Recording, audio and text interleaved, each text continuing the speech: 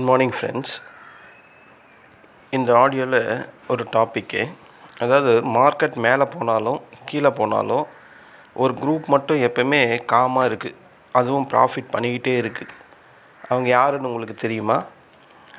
அவங்க தான் இந்த ஃபாரின் இன்ஸ்டிடியூஷன் இன்வெஸ்டர்ஸ், எஃப்ஐஐஸ் அப்படின்னு சொல்லக்கூடியவங்க.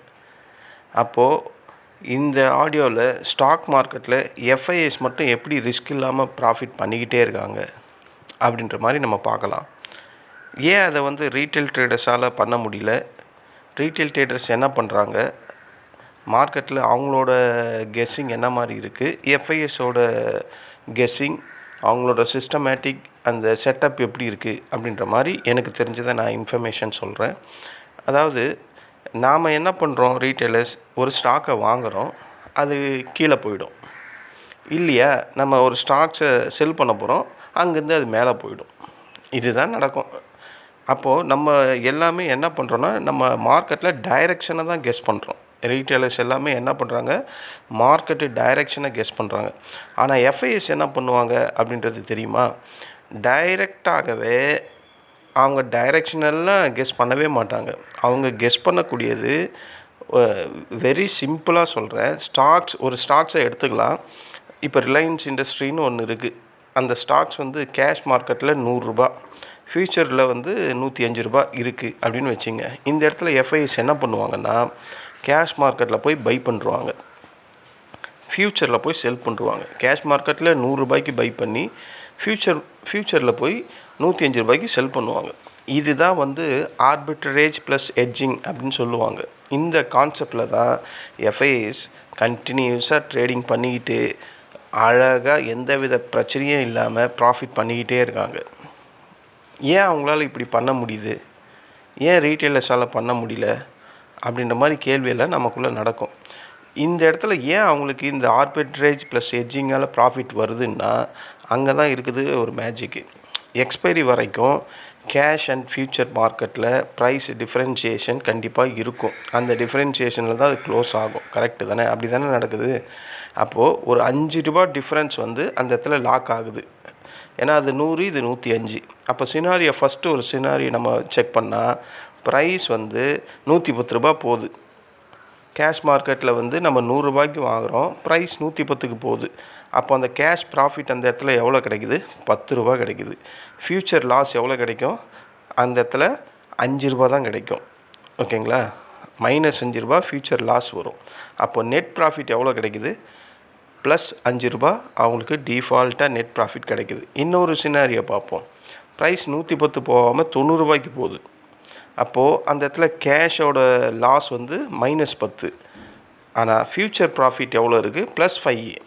நெட்டாக பார்க்க போகுது +5 ருபீஸ் ப்ராஃபிட் அவங்களுக்கு கிடைக்குது. இது மார்க்கெட் டைரெக்ஷன் இந்த இடத்துல மேட்ரு கிடையாது. டிஃப்ரென்சியேஷன் தான் அந்த இடத்துல மேட்ரு. எஃப்ஐஎஸோட டிஃப்ரென்சியேஷன், அந்த ஆர்பிட்ரேஜ் ப்ளஸ்ஸு எட்ஜிங் தான் இந்த இடத்துல அவங்களுக்கான ப்ராஃபிட் கண்டினியூஸாக கொடுக்குது. அப்போ ரியாலிட்டியை செக் பண்ணால் இதில் ரியல் ட்ரூத் என்னென்னா, இது நம்ம கேட்கும் போதோ இல்லை நம்ம பண்ணும் போதோ அப்போ ஈஸி மணி தானே அப்படின்ற மாதிரி தோணும் நமக்கு. ஆனால் அங்கே இருக்கிற ட்விஸ்ட்டே அதுதான். ப்ராஃபிட் ரொம்ப ஸ்மால் தான். எஃப்ஐஎஸ் பண்ணுற ப்ராஃபிட் ரொம்ப ஸ்மால். ஏன்னா அவங்கக்கிட்ட வரக்கூடிய அந்த கேபிட்டல் ரொம்ப ரொம்ப பெருசு. அதுக்கு ப்ரோக்கரேஜ் வித் டேக்ஸ் எல்லாம் இருக்கும். அப்போ எஃப்ஐஎஸ் ஏன் ப்ராஃபிட் பண்ணுறாங்க அப்படின்னு கேட்டால், அவங்களுக்கு தேவை அந்த 5 ருபீஸ் ப்ராஃபிட் கிடைக்க 5 லட்சம் ஷேரை வாங்கிக்கிட்டே இருக்காங்க. அந்த பிளானை அவங்க ரெகுலராக எக்ஸிக்யூட் பண்ணிக்கிட்டே இருக்காங்க. மாற்றி மாற்றி மாற்றி மாற்றி பண்ணுறாங்க. அதனால தான் அந்த 5 ரூபா ப்ராஃபிட் ரெகுலராக அவங்க ப்ராஃபிட் பண்ணிக்கிட்டே இருக்காங்க. அப்போ இதை ஏன் ரீட்டைலர்ஸ் இதில் ஃபெயில் ஆகுறாங்க அப்படின்ற மாதிரி கேள்வி வருதில்ல. அப்போ ஏன் ரீட்டைலர்ஸ் இதில் ஃபெயில் ஆகுறாங்க? ஏன் அப்போ ரீட்டைலர்ஸால் இந்த மாதிரி ஆர்பிட்ரேஜ் ப்ளஸ் எட்ஜிங்கை பண்ண முடியல அப்படின்னு கேட்டால், முதல் காரணம் நம்மக்கிட்ட கேபிட்டலே கிடையாது. ரெண்டாவது, எக்ஸிக்யூஷன் ஸ்பீடு நம்மக்கிட்ட இல்லை, சுத்தமாக இல்லை. கேபிட்டல் இருந்தால் தானே அந்த எக்ஸிக்யூஷன் ஸ்பீடு நம்மக்கிட்ட இருக்கும். நம்மக்கிட்ட போதுமான அந்த ரிஸ்க் மேனேஜ்மெண்ட் டிசிப்ளின் இல்லை. அவங்ககிட்ட வெரி ஸ்ட்ரிக்டாக அவன் இப்படி தான் பண்ணிக்கிட்டு இருக்கான். நாம் என்ன பண்ணுறோம்? ஸ்டாக்ஸ் மேலே போகும்போது ஃபீல் பண்ணுறோம். எஃப்ஐஎஸ் என்ன பண்ணுவான்? டிஃப்ரென்ஸ் இருக்கா இது கேஷ் மார்க்கெட்டுக்கும் ஃபியூச்சருக்கும் எதாவது டிஃப்ரென்ஸ் இருக்கா அப்படின்ற மாதிரி செக் பண்ணுவோம். நம்ம டைரெக்ஷனை செக் பண்ணுறோம், மேலே போகுதா கீழே வருதா அப்படின்ற மாதிரி. ஸோ இந்த வேரியேஷன், இந்த கான்செப்ட் தான் ஒரு ரீட்டைலருக்கும் ஒரு எஃப்ஐஎஸ்க்கும் இருக்கக்கூடியது. அதனால தான் அவன் சுலபமாக ப்ராஃபிட் பண்ணிக்கிட்டே இருக்கான். அந்த ப்ராஃபிட் அப்படின்னு சொல்லக்கூடியது அவனுக்கு ஈஸியாகவே கிடைக்கிது. பல நேரத்தில் அவன் ஈஸியாக சம்பாதிக்கிறதுக்கு காரணமே இந்த ஒரு டிஃப்ரென்சியேஷன் தான். ரீட்டைலர்ஸ் கிட்ட இருந்து அவங்ககிட்ட இருந்து வேறுபடுறதுக்கு காரணம். அப்போ இதில் பிக்கெஸ்ட்டு லெசன் நம்ம என்ன புரிஞ்சுக்கணும், மார்க்கெட்டில் சர்வைவ் பண்ணுறது ப்ரிடிக்ஷன்ஸ் மட்டும்லாம் கிடையாது, ரிஸ்க் மேனேஜ்மெண்ட் தான் அப்படின்றது எஃப்ஐஎஸ் 100% நம்பி தான் சின்ன சின்ன ப்ராஃபிட்டை பெரிய லெவல் ப்ராஃபிட்டாக பிடிக்கிறாங்க. நம்ம சாதாரணமாக 5 ரூபான்றோம், அவன் கோடிக்கணக்கில் வாங்குகிறான். 10,000 கோடி 8,000 கோடின்னு வாங்குகிறான். அப்போது அந்த சின்ன 5 ரூபா இத்தனை ஷேர்ஸ் வாங்கும்போது மிகப்பெரிய ப்ராஃபிட்டாக அவனுக்கு வருது. இந்த ஒரு ஸ்ட்ராட்டஜியை தான் அவன் ரெகுலராக ஃபாலோ பண்ணி ரீட்டைலர்ஸ் கிட்ட இருக்கக்கூடிய மணியை கொஞ்சம் கொஞ்சமாக உருவி எடுத்துக்கிட்டு அவன் நாட்டுக்கு கொண்டு போனான். இதுதான் எஃப்ஐஎஸ் மார்க்கெட்டில் ஜெயிக்கிறதுக்கான காரணம். ஏன்னா எஃப்ஐஎஸ் ரிஸ்க்கை ரெடியூஸ் பண்ணிக்கிட்டே இருப்பாங்க. ஒரு ஸ்மால் ப்ராஃபிட்டை தான் அவங்க ரிப்பீட் பண்ணுறாங்க. எனக்கு பொறுத்த வரையும் அவங்களோட அந்த குவான்டிட்டி, அந்த ஷேர்ஸ் வாங்கக்கூடிய அளவு மிக மிக அதிகம். அதனால தான் இந்த சின்ன ப்ராஃபிட்டு அவங்களுக்கு மிகப்பெரிய ப்ராஃபிட்டாக வருது.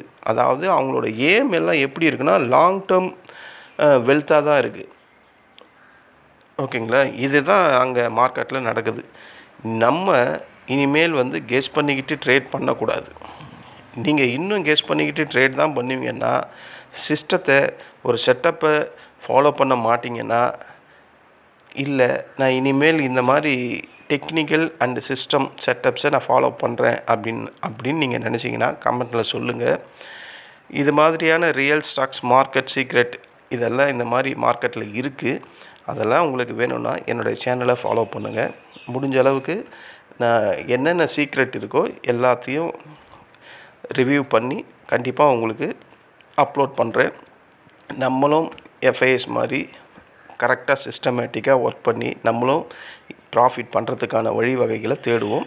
இந்த வீடியோ உங்களுக்கு பிடிச்சிருந்தா என்னுடைய சேனலை சப்ஸ்கிரைப் பண்ணுங்கள். நம்ம நெக்ஸ்ட் வீடியோவில் மீண்டும் சந்திக்கலாம். நன்றி, வணக்கம்.